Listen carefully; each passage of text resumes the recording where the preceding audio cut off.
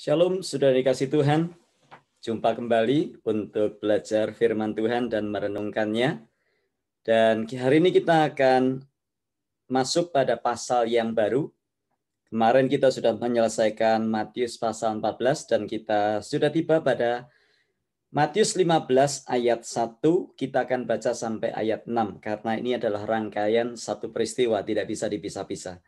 Matius 15 ayat 1 sampai 6 demikianlah bunyinya. Kemudian datanglah beberapa orang Farisi dan ahli Taurat dari Yerusalem kepada Yesus dan berkata, "Mengapa murid-muridmu melanggar adat istiadat nenek moyang kita? Mereka tidak membasuh tangan sebelum makan."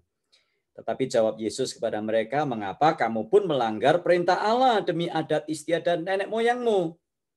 Sebab Allah berfirman, hormatilah ayahmu dan ibumu, dan lagi siapa yang mengutuki ayahnya atau ibunya pasti dihukum mati."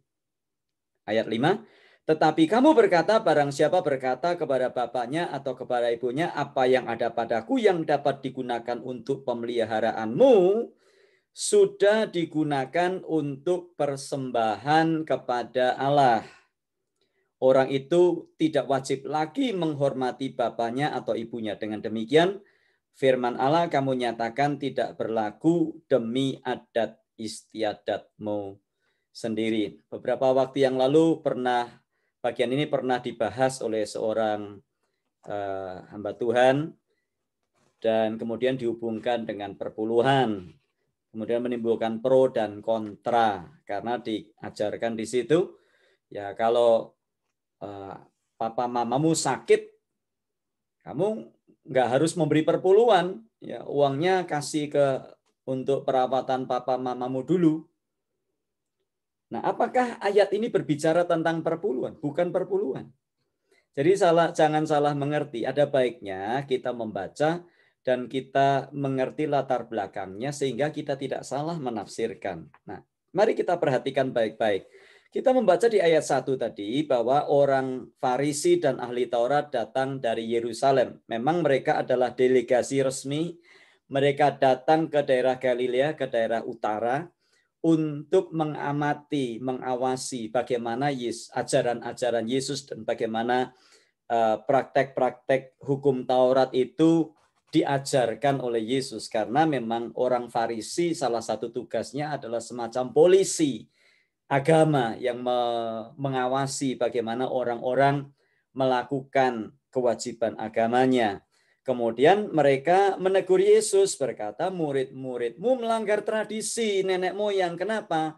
Karena mereka makan tidak cuci tangan.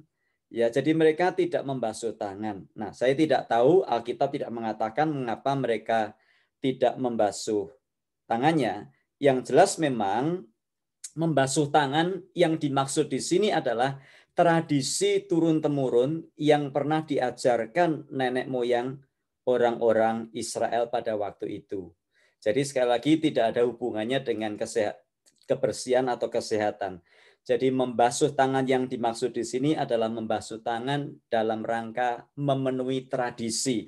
Dan itu adalah suatu ritual yang sangat ketat yang dilakukan dan diajarkan oleh orang-orang tua di masa lalu, dan ajaran itu semakin hari, semakin kemari, semakin dimuliakan, semakin mendapatkan tempat sehingga kadang-kadang ditempatkan lebih tinggi dari peraturan-peraturan atau perintah Tuhan yang tertulis di dalam hukum Taurat. Nah, banyak orang Yahudi kuno bahkan sangat-sangat serius di dalam berpegang atau memegang tradisi-tradisi adat istiadat pada masa lalu. Ada seorang rabai atau seorang rabi yang bernama Jose atau Yose, rabi Yahudi. Rabi ini berkata bahwa orang yang makan dengan tangan yang tidak dicuci, dosanya sama seperti orang yang tidur dengan pelacur.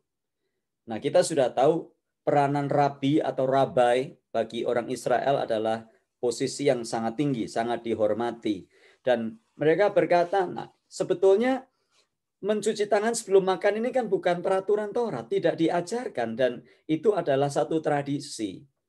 Tetapi kemudian tradisi ini ditaruh begitu tinggi, diajarkan begitu rupa, sampai orang-orang kadang-kadang salah mengartikan dan salah menerapkan.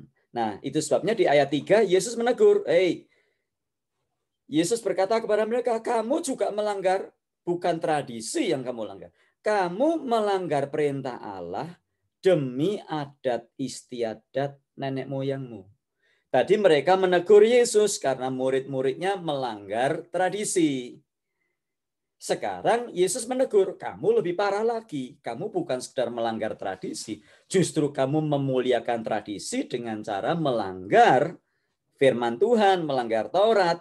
Apa yang dilanggar? Nah, kalau kita membaca di dalam ayat yang keempat, sebab Allah berfirman, hormatilah ayahmu dan ibumu, dan lagi siapa mengutuki ayahnya atau ibunya pasti dihukum mati. Ini ajaran Taurat, ini ajaran firman Tuhan. Dan ajaran ini harus ditaati, harus ditepati. Kalau tidak ditaati, maka hukumannya sangat tegas dikatakan di situ. Tetapi pada masa itu, ada beberapa orang Yahudi kemungkinan mereka melakukan satu akal-akalan. Jadi begini, mereka berkata kepada bapak ibunya, Mom, Dad, kita udah nggak punya uang lagi loh ya. Jangan harap apa-apa dari kita. Sebab uang yang kita punya, uang saya sudah habis, Dad. Udah habis, Mom. Udah habis, Bu, Pak. Udah habis. Kita udah kita sudah pledge janji iman untuk, ya kalau zaman sekarang gereja, kira-kira begitu. Sekali lagi, ini tidak ada hubungannya dengan perpuluhan. Jadi orang-orang Yahudi pada waktu itu punya kebiasaan begini. Jadi mereka bisa berkata, ini uang yang saya punya, saya akan berikan untuk bait Allah. Nah, kalau sudah seperti itu, mereka bisa mengelak pada waktu orang tuanya membutuhkan apa-apa, mereka mengelak, oh nggak bisa. Nah, padahal ini adalah akal-akalan. Saya ulangi lagi, mereka bersembunyi, mereka akal-akalan, dan mereka tidak melakukan kewajiban untuk menghormati orang tua, kewajiban untuk menghormati ayah ibunya dengan cara, jadi supaya alasannya itu rohani begitu loh. Supaya alasan rohani, wah untuk Tuhan. Wah ini sudah untuk Tuhan. Ah ini sudah untuk bait Allah. Oh ini sudah untuk gereja. Tapi sebetulnya itu hanya akal-akalan. Entah betul atau tidaknya mereka mempersembahkan itu untuk bait Allah, belum tahu. Ya, jadi inilah yang ditegur oleh Tuhan Yesus. Jadi itu sebabnya Yesus menegur di ayat-ayat selanjutnya yang kita akan bahas besok. Yesus menegur mereka sebagai orang-orang munafik. Mereka memuliakan Allah dengan bibirnya, tetapi hatinya jauh daripada Tuhan. Besok kita akan bahas, menarik sekali. Kita ini, waduh luar biasa ya ayat-ayat firman Tuhan itu ya.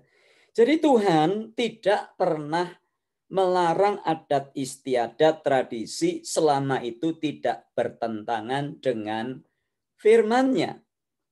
Tapi jangan sampai adat istiadat itu dimanfaatkan atau dipakai untuk berdalih atau untuk bersembunyi atau untuk menutupi kita dari ketidaktaatan kita kepada firman Tuhan. Ini yang dimaksud Tuhan Yesus. Ya, jadi Bapak Ibu yang dikasih oleh Tuhan,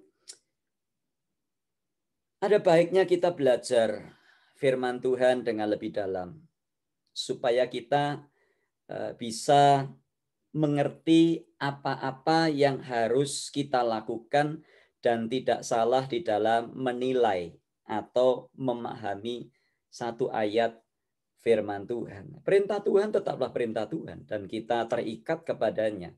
Suka tidak suka, enak tidak enak, perintah Tuhan adalah sesuatu yang kita harus lakukan. Tetapi jangan sampai ya kita mengelak atau kita bersembunyi, kita tidak mau taat kepada firman Tuhan dengan akal-akalan menggunakan tradisi atau adat istiadat. Saya harap ini jelas bagi kita. Jadi Bapak Ibu yang dikasihi Tuhan, menghormati orang tua itu wajib. Selalu ketika saya diundang khotbah di gereja-gereja di Amerika, selalu dalam penekanan salah satu penyampaian firman Tuhan saya menekankan, kalau Anda masih punya orang tua di Indonesia, kirimin duit. Jangan selalu alasannya nggak punya duit terus. Ya. Wah, di sini bayar bill, bayar listrik. Ya memang bayar listrik, bayar internet, bayar asuransi, bayar ini, bayar itu. Tetapi menghormati orang tua adalah wajib. Siapapun kita, walaupun kita sudah tidak tinggal di rumah orang tua, tetapi perintah Tuhan tetap menghormati orang tua. Kiranya Tuhan memberkati dan menolong kita. Mari kita berdoa. Tuhan, terima kasih untuk firman-Mu ini. Ajari kami menghormati orang tua dengan cara yang benar, sesuai firman-Mu. Dan Tuhan tolong supaya kami ini tidak berdalih-dalih, akal-akalan, bersembunyi, menyembunyikan ketidaktaatan kami dengan alasan tradisi, adat istiadat, dan sebagainya. Tolong kami Tuhan untuk bersikap bijak di dalam segala sesuatu, dan setiap pendengar atau yang menyaksikan tayangan ini, kiranya Tuhan mengaruniakan kepada kami hikmat akal budi untuk mengerti firman Tuhan lebih dalam lagi, supaya kami tidak diombang-ambingkan oleh rupa-rupa pengajaran yang menyesatkan. Dalam Tuhan Yesus kami berdoa, Engkau memberkati apapun yang kami lakukan hari ini, biar nama-Mu dimuliakan. Amin. Tuhan memberkati, dan kita akan lanjutkan bahasan kita besok dalam ayat-ayat selanjutnya. Puji Tuhan.